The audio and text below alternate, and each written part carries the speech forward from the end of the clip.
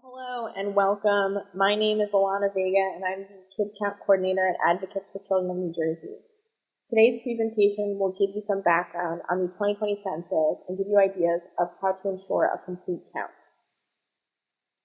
Before I get into some of the information, I want to first talk a little bit about AC&J. So we are a statewide nonprofit child advocacy organization working towards improving the well-being of children. As part of that work, we produce annual Kids Count reports. Kids Count is a national initiative funded by the Annie E. Casey Foundation, which seeks to track child well-being through the use of data. There is a Kids Count grantee in each of the 50 states, as well as some of the U.S. territories. You may be wondering, why are we talking to folks about the upcoming 2020 census? Because we rely on census data for our Kids Count work, AC&J really felt that we had a vested interest in ensuring a complete count in our state. We also became involved in this work because of the research that emerged showing that young children under the age of 5 were the most undercounted age group. And since then, we have transitioned beyond just a focus on the undercount of young children. We are currently coordinating the statewide nonprofit outreach effort for Census 2020 in New Jersey. And so here is a rough layout of the topics we're going to be talking about today. So first, we'll give you some background on the census, what it is and why it's so important. Then we'll discuss some of the more technical aspects of census operations, when it will start, and what the questionnaire will look like. Next, we'll start to talk about some of the difficulties in obtaining a complete count, and then we'll jump into a discussion of what you can do to ensure all residents are counted. So before we start, here are some quick general facts that everyone should remember. This is your elevator pitch, and it's always that the census is easy, safe, and important. Also, I want to mention it's here. So yesterday marked the start of when households began to receive invitations to complete their census online, over the phone, or by mail. There is language support available for the census, although the online and phone options do have a more robust set of languages available, whereas the paper form will only be available in English or Spanish. So those were some of the top-level facts about the census if someone were to approach you and ask you to give them a quick summary. But let's get into some of the more detailed things about the census. So many of you have probably heard of the census, although some of you may not remember completing it in 2010, and this is completely normal and why messaging and outreach are so important. We forget a lot over 10 years, and things have truly changed in that time. So one thing that has remained constant, the census happens once every 10 years, and it's mandated by the United States Constitution. This is a count of every single person in the United States, regardless of their citizenship status, their age, race, or gender. Everyone is counted, and the count is conducted by the U.S. Census Bureau. So now you know a bit about the census, but let's talk about why it's so important. There are several different reasons. First, census data are responsible for allocating billions of federal funds for important federal programs. In New Jersey, it's estimated that census data were used to allocate more than $45 billion in funding toward crucial programs, and these range from Medicaid to special education grants to WIC and to highway funding. Census data are also used to determine our governmental representation in Congress, so the number of votes we have in Electoral College, as well as how our voting districts are drawn. So census data really determine political power. Not listed on the slide, but equally important, data are used for important planning purposes. We need to know where populations are growing so we can build more schools and more highways. So now you know a bit more about the census, but I'm sure you have some technical questions like what will the questionnaire look like and when will I receive it? So as I mentioned, 2020 will mark the first year that respondents can complete their questionnaires online or over the phone, and on the right is a breakdown of different types of mailings that will go out in the spring. Like I said at the beginning of this presentation, we are currently in this first phase of mailing, so households have begun to receive their invitations. So please note though, with the exception of some areas, most households will not receive a paper questionnaire until they have failed to respond to several mailed reminders from the Bureau. Alternatively, respondents can also complete their questionnaire over the phone. So how will you be invited to respond to the census initially? I had mentioned that not everybody will be getting the same type of mailer right off the bat. And there are two major options for most of New Jersey in terms of what they will be receiving. These are the Internet First mailers and the Internet Choice mailers. Internet First Shown in purple on this map are those households that will initially receive an invitation in the mail to complete their census online or over the phone. And as you can see, there is both an English and a bilingual option for this internet-first mailing. It will depend on where you live. Another mailer that folks will get is the Internet Choice Mailer. So these will be the households that first receive an invitation in the mail to complete their census online or over the phone, but they will also get a paper form right away. These areas are marked in green. Again, there will be a bilingual option in English and Spanish and just an English mailer. Some households in New Jersey will be part of what is called the Update Leave operation. This is very, very few households throughout the state. This is where census workers will hand deliver a packet to these households, which will include a paper form as well as instructions on how to complete the census online or over the phone. If you visit the website listed on the slide, you can search for your specific community and you can see how the census will reach out to you. And here is a rough timeline of peak census operations. So beginning in early March, as I mentioned, we're in this stage right now, folks are already beginning to receive their invitation on how to complete the census questionnaire. April 1 is then Census Day, and you may have heard of this date. This is an important reference point for the Bureau. Does this mean you must complete your census on April 1st? No. And we would be thrilled if people completed their questionnaire before that date, either online or over the phone.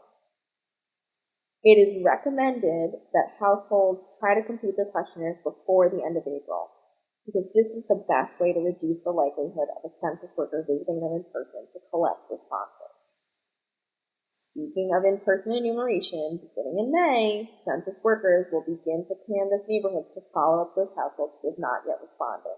So it's really important that we're letting folks know if they would like to reduce their chances of receiving that in-person visit, they should complete their questionnaire before May.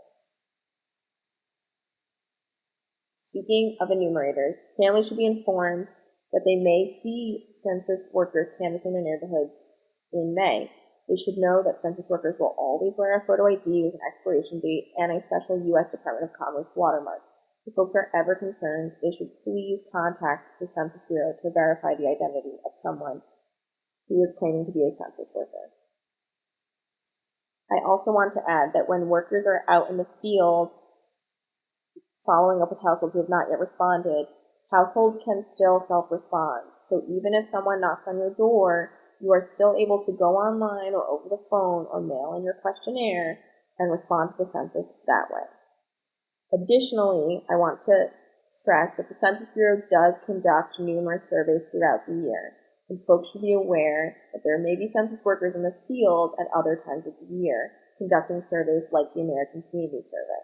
So if you have any questions, you can always visit the Census Bureau's website to verify different Census Bureau survey operations. So what will the census ask? The Bureau is really framing this as something that is fast and easy to complete. The questionnaire should take about 10 minutes and can be done on your own schedule. The survey will ask basic questions like your name, age, gender, and race of all residents within the household. What won't the census ask? It's important to note the Bureau will never ask for personal financial information or anything on behalf of a political party. If you receive something in the mail that appears to be from the Bureau, but it is asking for your Social Security number or asking for you to mail a check, please proceed with caution. This is really a red flag that this is not from the Census Bureau, so please contact the Bureau to report these activities.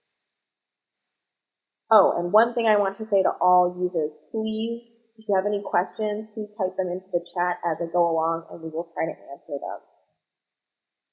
So related to language support, it goes without saying that this is going to be really crucial for New Jersey. There will be online phone support in 12 major non-English languages. However, we do know that there are many more languages that are spoken out there, and this is why coordinated local responses are so important. The hard copy form will only be available in English or Spanish. There will also be additional language assistance for the Bureau's language guides, and these will be available in 59 different languages and will be available in print or video form. So here are some commonly asked questions that we receive about the self-response period. Do we know what the questionnaire will look like? The answer is yes. The Bureau has included a sample of the paper questionnaire on their website, and they have also posted a video that walks through the online response module, so you can check those out using these links here. Another question we've been hearing is, what will the envelope look like that I received from the Census Bureau? The Bureau has posted samples on their website of what these different mailings will look like at different stages, so please click this link here. You can review a copy of the envelope on this page. Again, folks, if you have any questions, please type them into the chat.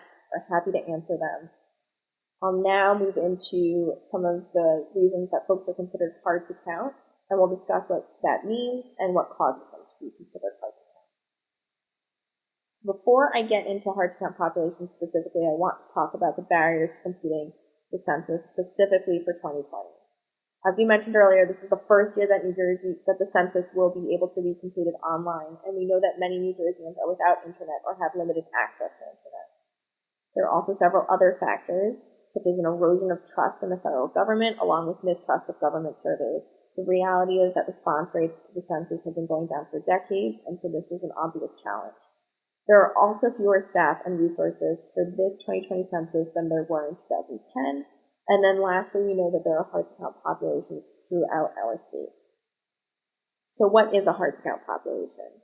We are able to identify different neighborhoods, cities, or counties as hard to count based on their mail return rates to the 2010 census. So those areas with a low percentage of households who mailed back their census questionnaires in 2010 are considered hard to count.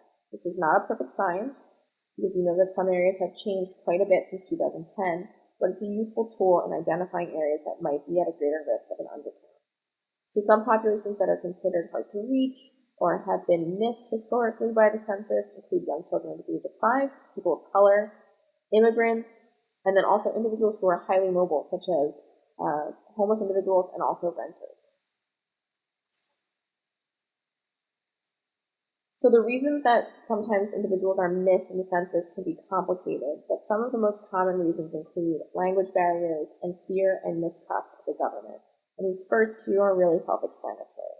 Another reason may be that they live in what's called a complex household, and I'll discuss that a bit more on the next slide. Another reason may be because their address wasn't listed. So think of apartment buildings with an unregistered basement apartment. That address doesn't technically exist, and as a result, individuals living in that unregistered apartment may never receive a mailing. And then lastly, but most important for young children, some people are left off the form entirely by members of their household. And this was actually one of the largest ways that young children were missed in the 2010 census. Their family member or household member did not include them on their census responses. So what exactly is a complex household? I had mentioned this previously. A complex household is a technical term that's used basically to describe anything that doesn't look like a nuclear family. And so traditionally, individuals living in these sorts of scenarios are at a higher risk of being missed in a census count. Some examples of a complex household include multi-generational households, households with multiple unrelated individuals, and also children living in foster care placements are considered to be living in what is called a complex household. So now let's give you some tips and messages that'll work to talk to folks in the community who may have questions about the census. So first, the census is really something that can be done on your own schedule. You can choose the time that you respond to the Census Bureau. As we've shown, the questionnaire asks for basic information, and it should take about 10 minutes. One caveat, for households that may be larger, the questionnaire will take longer to complete, particularly if the individual completing the questionnaire doesn't know, let's say, the ages or birth dates of all those residing in the home. So it's really critical that we're talking to folks about what will be included on the form so that they can prepare. Second, we should remind community members that responses submitted on the census questionnaire are protected by federal law. Census Bureau staff are sworn to uphold a lifetime oath, and they are prohibited from sharing information with other government agencies and law enforcement entities at a state, federal, and local level. Bureau employees face up to a $250,000 fine and or 5 years in prison for violation of the law.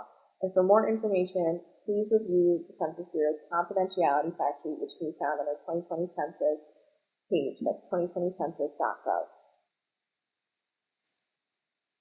So the general rule of thumb on who to include and where to include them is that you should include everyone living with you, even if they are not related to you. Right? This is a count of where people usually live or reside. And if that is difficult to identify, then it is where they are on April 1st. So newborns should be counted even if they're still in the hospital on April 1, 2020, and children in placement should be counted wherever they reside the majority of the time. If that's something that's difficult to identify, then it's where they reside on April 1st, 2020.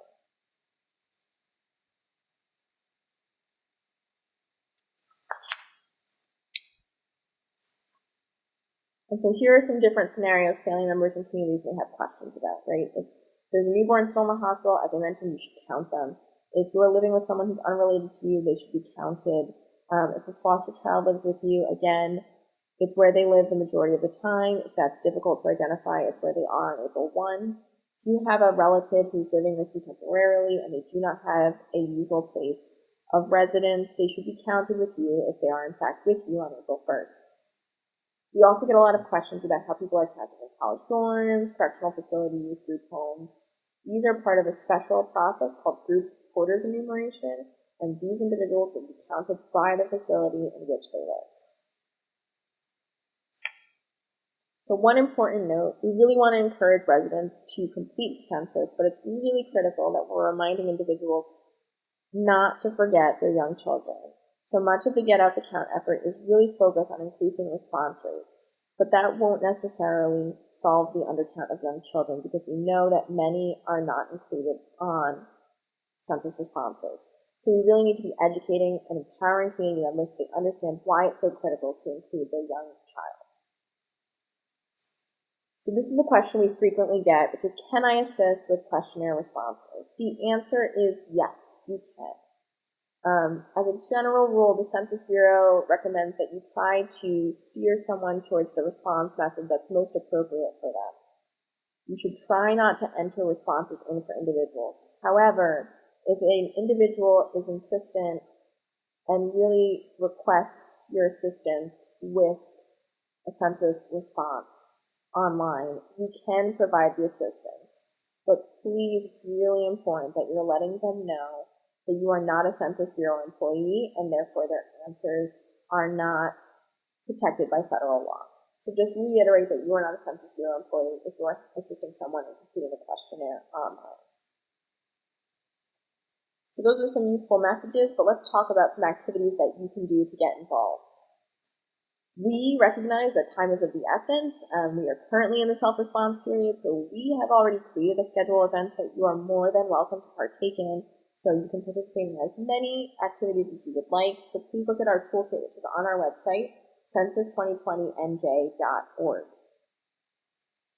But to give you an idea of some sort of general things that you can do. First, if you haven't done so, please connect with your local Complete Count Committee. Many municipalities, counties, and organizations have already begun preparing for Census 2020, so see how you can support existing infrastructure in your community. Second, you should reach out to the Census Bureau. The Bureau has what are called partnership specialists throughout the state who focus on particular geographic areas. They're excellent resources for information, and they can assist you. Third, share materials about the census. So you can use ACNJ's materials, you can use the Census Bureau's, you name it. There really is an abundance of information and resources, so share these through social media or routine mailings. You can display posters in your school, your organization, or your business to get the word out. Another option is for folks to host what is called a census kiosk. Because the census is going to have an option to respond online, the Bureau is encouraging local organizations to set up kiosks. Now, this is somewhat of a misnomer, right? A kiosk is not necessarily a physical structure. A kiosk is either a laptop or a tablet that will be available for public use to complete the questionnaire. So for more specific guidelines on how to host a kiosk, please visit the New Jersey Department of State's website and review their kiosk guidance. Lastly, an online census will really provide the opportunity to see self-response rates in real time, and this will begin March 20th. So because there's a faster turnover period with an online response, we will be able to see how states, cities, and counties are doing as it relates to self-response. This will give us a chance to regroup at the end of March and the beginning of April to focus on areas that might need additional outreach and support. Before we close out, I wanted to share some resources that will be useful for folks. The first is a link to our New Jersey Census page, and it contains our Ambassador Toolkit, which folks are more than welcome to pull from. Second is a link to the list of different complete count committees across our state and our country. Following this are 2 interactive maps that users may find helpful in identifying hard-to-count populations. The CUNY map specifically shows how the Bureau will initially contact households as well. And then they also have a feature on their map that allows users to identify areas that are at a high risk of undercount of young children. Next is a link to the Bureau's response rate maps. So again, check back here on March 20th to see how your community is doing when it comes to self-response. Following this, we have a link to the Department of State Census page. They have their own organizing toolkit as well as that kiosk guidance I had mentioned. The last 2 links are from the Census Bureau. The Bureau has a wealth of outreach materials, posters, fact sheets, so please review them and utilize them. And then lastly, I cannot stress how important it is to work with students to utilize the Census Bureau's Statistics in Schools program. These are grade-level appropriate lessons for pre-K through 12 students that you can integrate into your existing curriculum. And before we end, I want to stress that 10 years worth of this data can really have a big impact. The 2-year-olds now won't be counted again until they are 12. So let's get out there and remind people to fill out their census today and to make sure that everyone residing in their household should be counted. So again, if you have any questions, please type them into the chat, but you can also reach us by email. We are more than happy to help and assist any questions you may have. So thank you.